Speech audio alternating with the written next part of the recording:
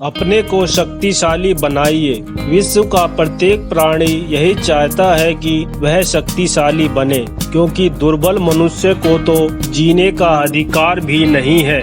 Survival of the fittest में भी Darwin ने यही बताया है। इस थ्योरी के अनुसार शक्तिशाली सफल होगा और कमजोर नष्ट हो जाएंगे, अर्थात योग्यतम सफल होंगे और वे कमजोरों पर शासन करेंगे, क्योंकि वे ऐसा करने के लिए सबसे अधिक उपयुक्त हैं। दुर्बल मनुष्य से तो भगवान भी रूठ जाते हैं। अनेक रोग शोक भूत प्रेत उसे दबा लेते हैं, जबकि शक्तिशाली जिधर भी अपनी आंख फेरता है उसका दबदबा नजर आता है। शक्तिशाली की पूर्ण सेवा देवता भी किया करते हैं। आत्मरक्षा करते हुए जीवन धारण करने के लिए और जीवन को सफल बनाने के लिए सशक्त और ताकतवर बनना बहुत ही आवश्यक है। शक्तिशाली व्यक्ति के चमत्कारी कार्यों को लोग युगों युगों तक स्मरण करते रहते हैं। प्राणी मात्र का अनंत हित साधन करने वाले सभी व्यक्तियों ने किसी न किसी तरह की शक्ति की विशेष रूप से साधना की थी और अपने अंदर सोई हुई शक्तियों को जागृत व विकसित करके ही वे महापुरुषों की कोटि में सम्मिलित हुए हैं। हमें जीवन में किसी भी कार्य को करने के लिए शक्ति की आवश्यकता पड़ती है।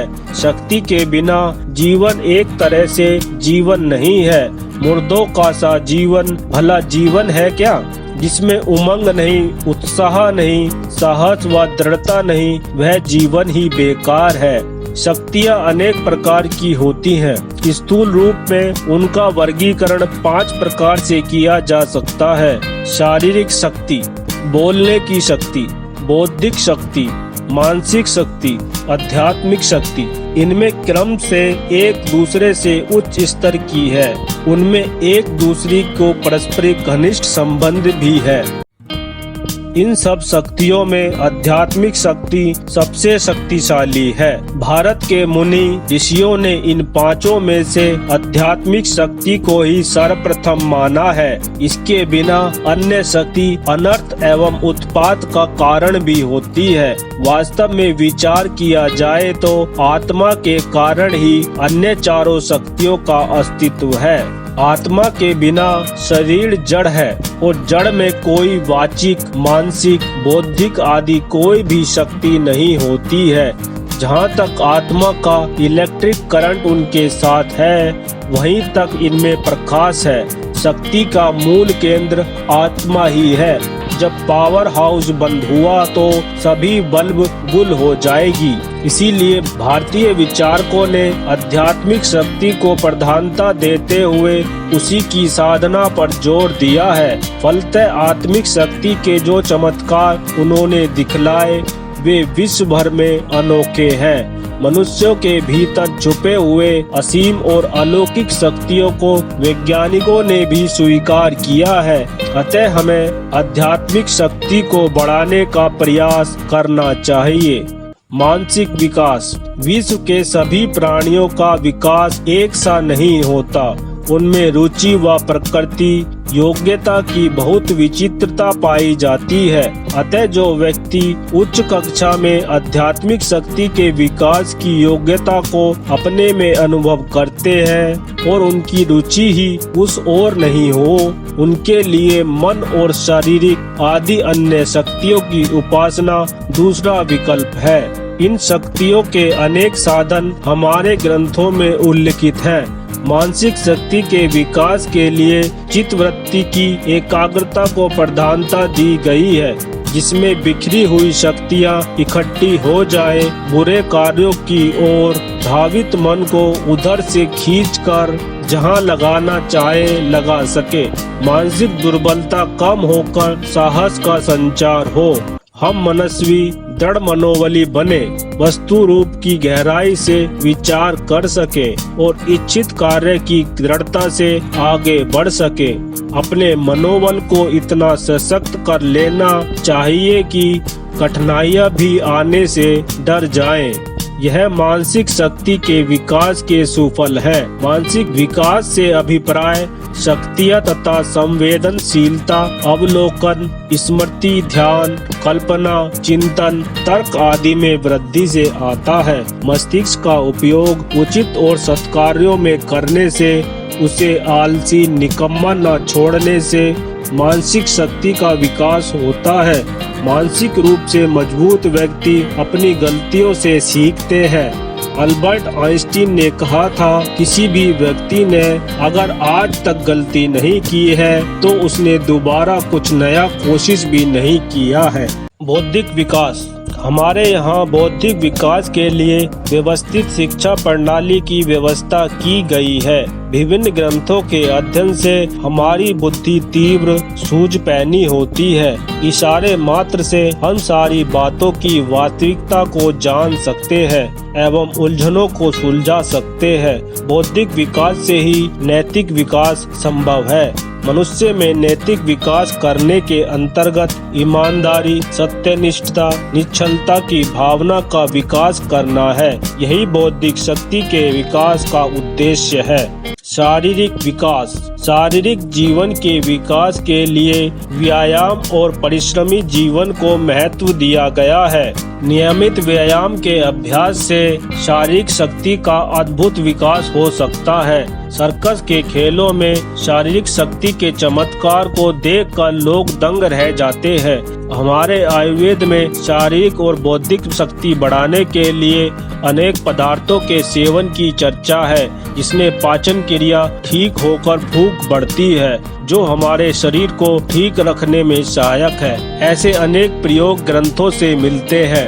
इन सब से हम शारीरिक शक्ति का विकास कर सकते हैं। वाचिक शक्ति। शब्दों में बड़ी भारी शक्ति होती है। ऋग्वेद के अनुसार शब्द में देवी शक्ति होती है। हमारे दिल में किसी के लिए क्या भाव है, उससे ज्यादा मायने रखते हैं उसके लिए कहे गए हमारे शब्द। शब्दों की अहमियत बहुत होती है। आप किसी से बात करते समय कैसे बोलते हैं, इससे न सिर्फ आपके व्यक्तित्व का पता चलता है बल्कि सामने वाले पर भी उसका गहरा असर होता है। शब्दों का उपयोग ठीक से कर सकने की कला सीखिए। व्यक्तित्व कला के विकास का प्रयत्न करिए। संकोच व भय को छोड़कर अपने विचार अनुभव प्रकाश में लाते रहिए। हमारा गहरा अध्ययन व चिंतन हो, जो कुछ कहा जाए अपने पर भी लागू हो, यही ध्यान रखिए। हमें अपने रुचि योग्यता अनुसार इन शक्तियों के विकास का प्रयत्न हर समय करते रहना चाहिए। हम भारतीय सदा इस क्षेत्र में शक्ति संपन्न रहे हैं, पर आज सभी क्षेत्रों में शक्तिहीन हो गए हैं। अतः पुनः अपनी प्रतिष्ठा प्राप्त करने के लिए शक्ति संचय के उपासक बनिए। शिव और शक्ति का जोड़ा माना गया है। इसका आध्यात्मिक भाव यही है कि शक्ति का उपयोग शिव कल्याण रूपी वाक्यों में करिए। वैज्ञानिक तथ्यों के आधार पर यह प्रमाणित हो चुका है कि मनुष्य का शरीर जल, वायु, अग्नि, पृथ्वी तथा आकाश इन 5 तत्वों से निर्मित हुआ है और इनमें कोई संदेह नहीं कि जो चीज जिस तत्व से बनी हुई होती है उसमें उस तत्व के सारे गुण समाहित होते हैं। इसीलिए पंच तत्वों से निर्मित मनुष्यों के शरीर में जल की शीतलता, वायु की तीव्र वेग, अग्नि का तेज, पृथ्वी का गुरुत्वाकर्षण और आकाश की विशालता समाहित होती है। इस तरह मनुष्य अनंत शक्तियों का स्वामी है तथा इस शरीर के अंदर अलौकिक शक्तियाँ छुपी हुई है, परंतु हमारे अज्ञानता के कारण हमारे अंदर की शक्तियाँ सुप्त अवस्था में पड़ी हुई है, जिससे कोई भी व्यक्ति कुछ प्रयासों के द्वारा अपने अंदर सोई हुई शक्तियों को जगाकर अंततः शक्तियों का स्वामी बन सकता है। शक्ति का रहस्य कर्म में छुपा हुआ है। जो क्रियाशील है वही शक्तिशाली है। जो अकर्मण्य है, निकम्मा है और निर्जीव है, जड़ है, परमात्मा ने जिसे उत्पन्न किया है, जीवन दिया है, उसे शक्ति भी दी है। शक्ति के आधार पर शिशु बढ़ता हुआ पूर्ण मनुष्य बनता है। जिस शिशु की शक्ति क्षीण हो जाती है उसका विकास रुक जाता है। शक्ति क्षीण हो जाने पर पेड़ सूख जाते हैं, धरती बंजर हो जाती है और बीज अनुपजाऊ हो जाते हैं। शक्ति क्षीण हो जाने पर आग बुझ जाती है और पानी सड़ जाता है। कर्म ही जीवन है, जीवन ही शक्ति है और शक्ति ही सारी उपलब्धियों एवं उन्नतियों का मूल है। इसीलिए मनुष्य को श्रेय प्राप्त करने के लिए, शक्तिशाली बने रहने के लिए निरंतर ही अपने अनुरूप कर्म करते रहना चाहिए। ध्यान मनुष्य को शक्तिशाली बनाता है। धन्यवाद।